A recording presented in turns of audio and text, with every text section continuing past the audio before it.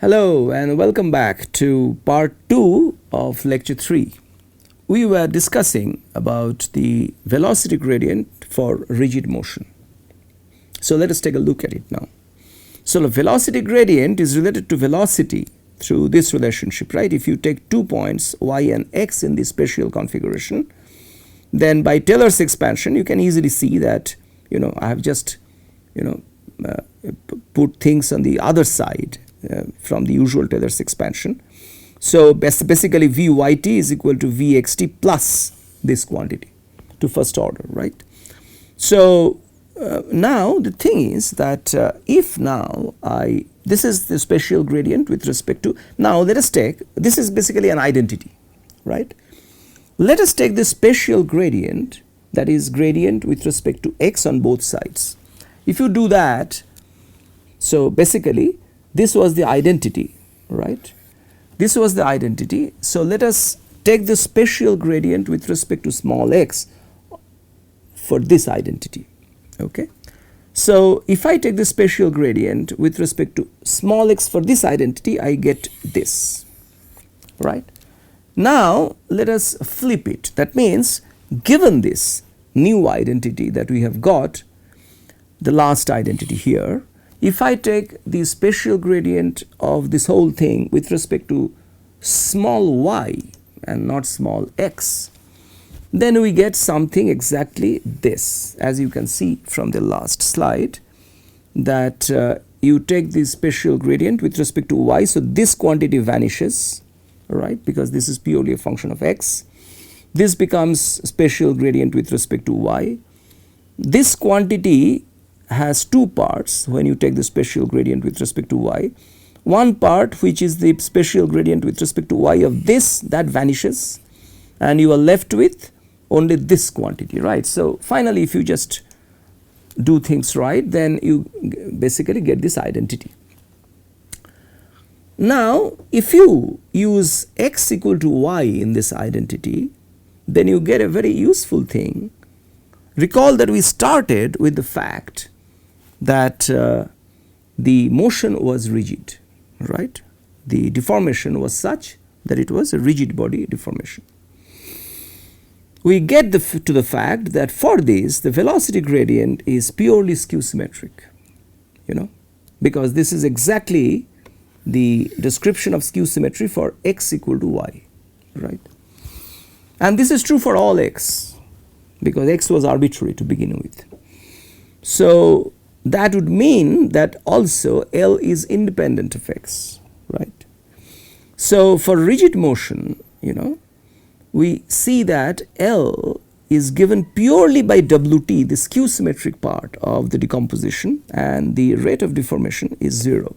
That is understood because you have already talked of the rate of deformation affecting the length and the angle change post deformation, right? So therefore that has not happened in case the motion is of a rigid body type.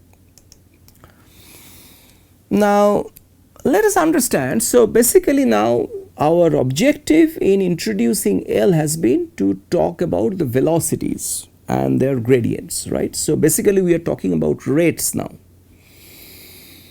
correct? So recall that C is F transpose F, right? So now let us talk of the rate of C also, the Cauchy-Green strain.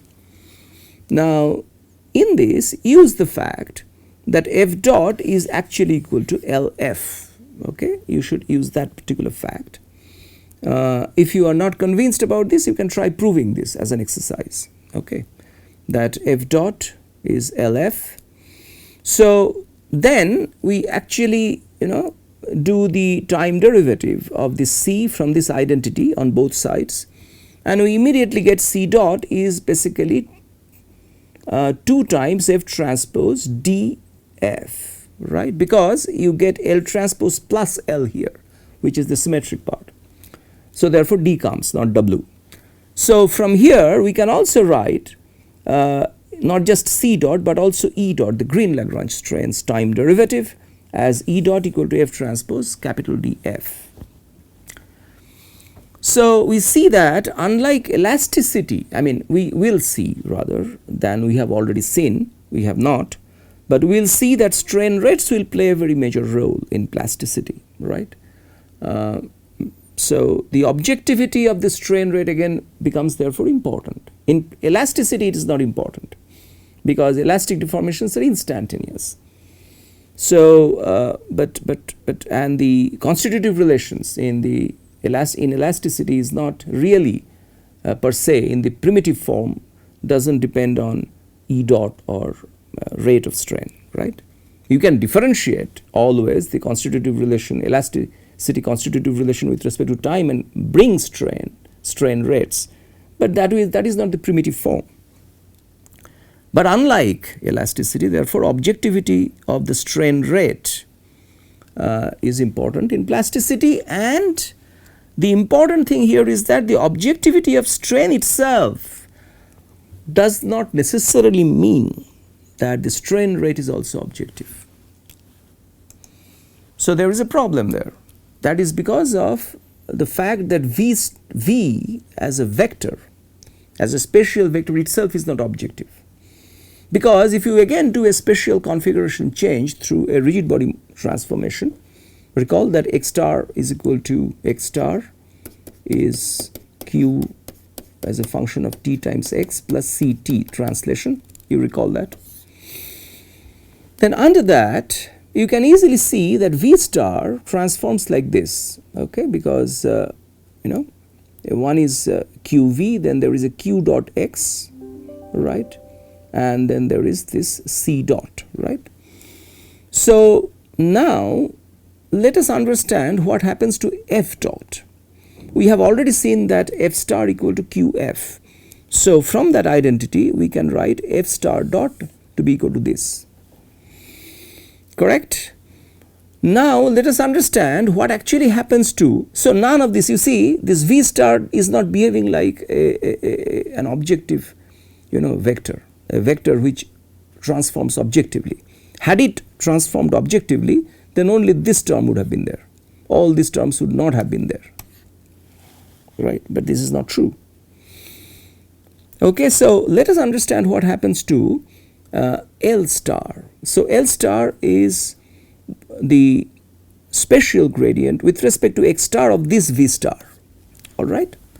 Now in order to understand what happens to it, so what you do, you take this identity, okay, V star equal to qv plus q dot x plus c dot, and then you differentiate this with respect to small x and use chain rule. That means first differentiate V star with respect to small x star, you get L star, then you get by chain rule del x star by del x, which is nothing but q, right, from here, correct. So if you put all these things together, then you basically get L star q is equal to ql plus q dot, correct. Now you actually reframe this way, okay. This is correct because you see that q transpose q is identity, and you define an omega here which is q dot q transpose in the process, because there was a q dot that was available somewhere, okay, here, right, and that you basically get q dot q transpose here, which you call as omega, which is called the frame spin. So basically what is happening is that L star transforms this way, okay. L star under the new frame is ql q transpose plus omega. Had the frame spin been 0, then L star would have been objective. Unfortunately frame spin q dot q transpose is not 0. Now you see, when I am saying that frame spin q dot q transpose, which is omega, is q, this you can get from the fact that q transpose q is identity, and you differentiate it with respect to time. This is also equal to q transpose. So you can differentiate with respect to time and see for yourself that you get basically the fact that this is skew symmetric, right? The rest of it I leave it to you as an exercise. So therefore, what we understand is that now if I now split L star into the symmetric part D star and the skew symmetric part W star, then it turns out that the D star QD Q transposed, right? So this D star cannot have this omega, correct, because omega is Q symmetric. So D star will transform as QD Q transposed, which is objective, frame indifferent. So D star and D, the rate of deformation is indeed a frame indifferent tensor, an objective tensor, but not so with W, the spin. Okay, recall that omega is the frame spin because it is expressed in terms of Q, the frame rotation entirely and its derivative. On the other hand, W is called the spin. Okay, so W star is actually QWQ transpose plus omega, so it is not objective, and that's an important point to keep in mind. So overall, the idea is therefore that L is not objective, but its symmetric part D is objective and the skew symmetric part is not objective.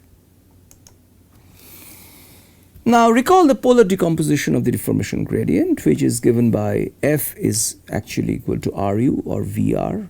Also recall that the stretch tensor U can be written as square root of C. Okay, I mean this is the right stretch, V is called the left stretch, U is the right stretch, V is the left stretch, right? Now V can be written similarly as the square root of the Almansi strain B, right? We won't be using V much in our work. Now where R is properly orthogonal and therefore is an element of the special orthogonal group in 3D.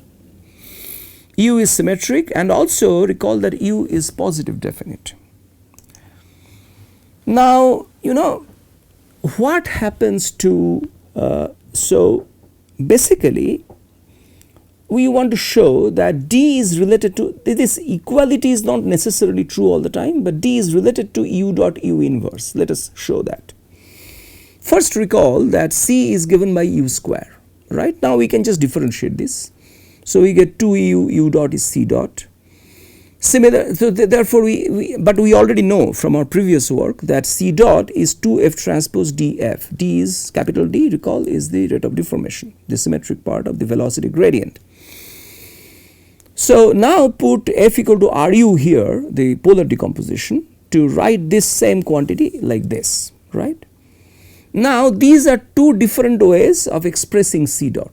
One is through this from here, and the other from in terms of the velocity gradients, symmetric part, which is the D, capital D. Equate these two. Okay, so you get U dot equals UR transpose DRU, right? Pre-multiply by U inverse on both sides because U is appearing. So you can simplify it to this and multiply on the right now by U inverse. So you basically get, right, this quantity. So essentially now if we just from here write capital D, you get what is boxed here. Okay. So modulo this rigid rotation R, we see that D is indeed equal to U dot U inverse. To account for this rigid rotation, what you can do, you can actually transform things in a co-rotated frame. You find your R. In many cases R can be quite trivial. In that case it does not matter. In cases where R is non-trivial and changes from point to point, you use a co-rotated frame. Actually at every point you transform your coordinate system so that this R transpose will go off. So you basically have in the co-rotated frame D equal to U dot U inverse. Okay. So this is an important aspect which why it is important I am coming to that. But before that another definition, so bear with me till we come to the physically interesting thing. So let us talk of coaxiality of two tensors. Okay, two symmetric tensors are coaxial if they share the same eigenvectors, not the eigenvalues. They have to share the same eigenvectors, right? So specifically in the context of the symmetric u and u dot, they are coaxial if they commute, that is u dot is u dot u, okay, or equivalently they are simultaneously diagonalizable, right? Now let us come to the issue that is related to the physics of deformation through straining. So consider the Hencky strain, which we have already introduced earlier. So you recall that other than this usual Green-Lagrange strain, we also introduced the Hencky strain in the material configuration. That was equal to log of the stretch tensor u, symmetric stretch. So in general, now let us understand what happens to, we have already seen that that strain rates have a problem. Even though strains can be objective, strain rates are not. But in general, therefore this is true for the Hencky strain also. Basically the ddt of log u, what will it be? Because u is a matrix, so basically it will be u inverse u dot.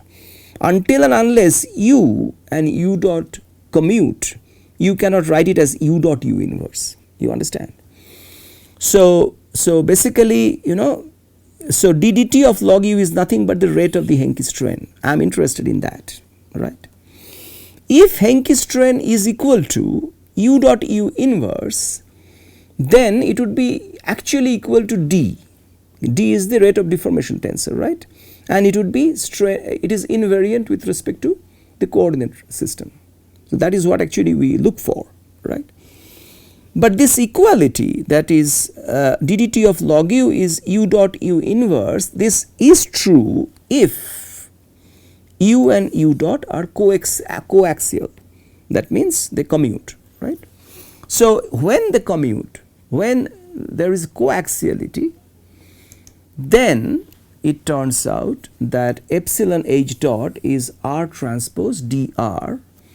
Now as I was telling you, if the rotation is trivial, or if we pull back to the co-rotated frame so that r vanishes, then epsilon h dot, that is the Hencky strain rate, is simply d, which is frame invariant, because we already saw that frame indifferent. This is there is a slight typo here, frame indifferent, right, not invariant, because d star is equal to q dq transpose, correct?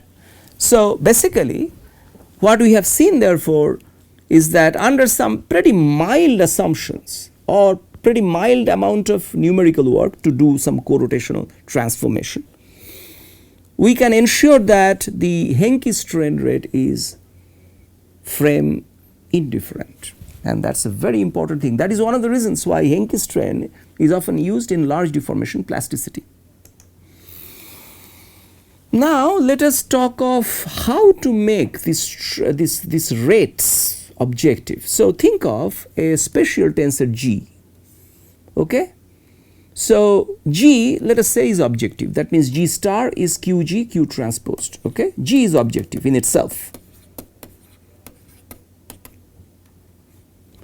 okay? QG Q transposed, but not G dot, not its time derivative.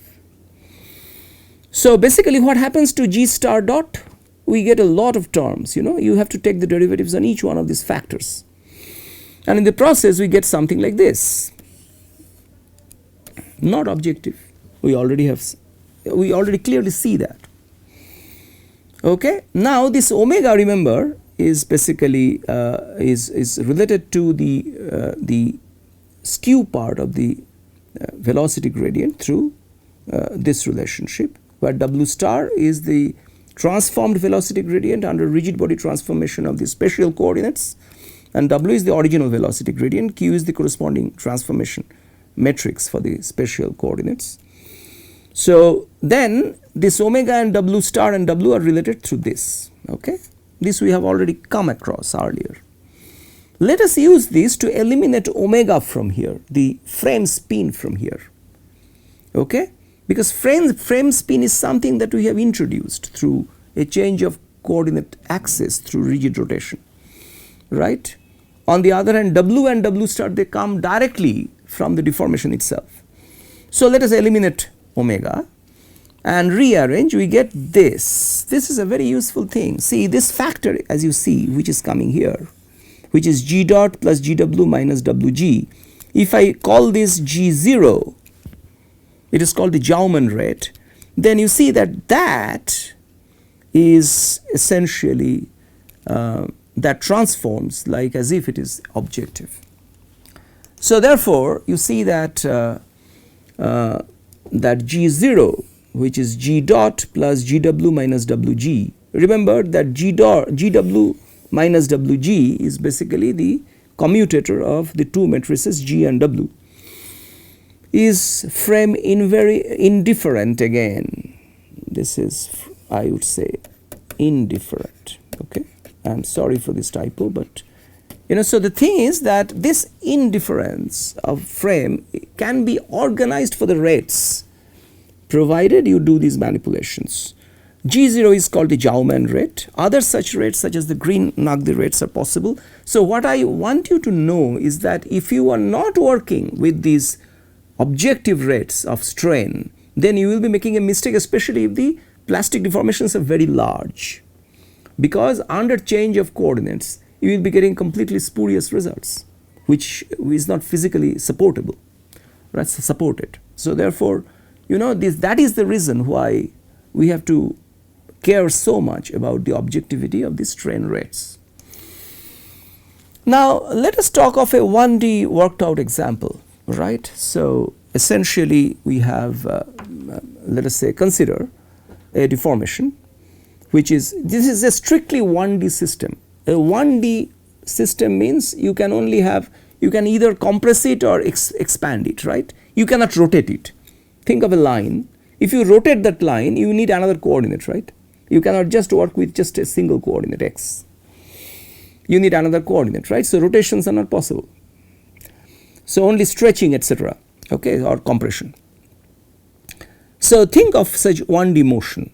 So define the phi, which is basically the deformation map, like some scalar lambda t times capital X, which is the coordinate in the referential configuration. Again 1D, right? Let lambda be greater than 0, but it is time dependent.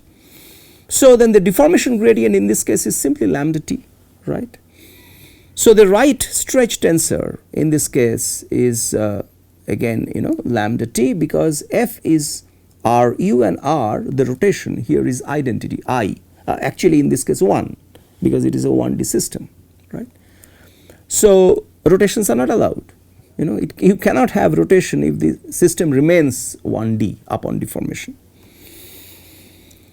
The velocity in this case is simply lambda dot x, which is which can be written also in terms of small x as lambda dot by lambda times small x. Okay.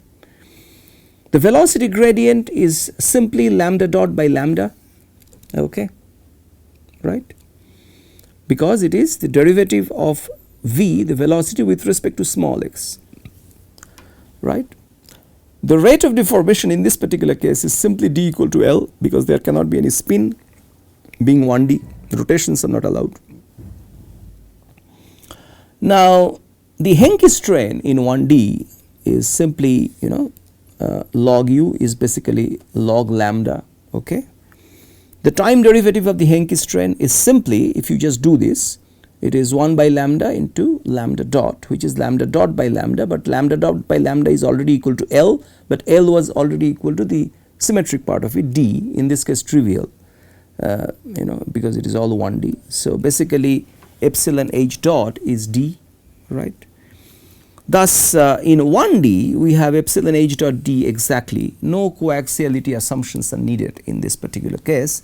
But remember that 1D is also a simplified system in which much of the physics will be lost if you restrict your attention only or restrict your mechanics to only 1D.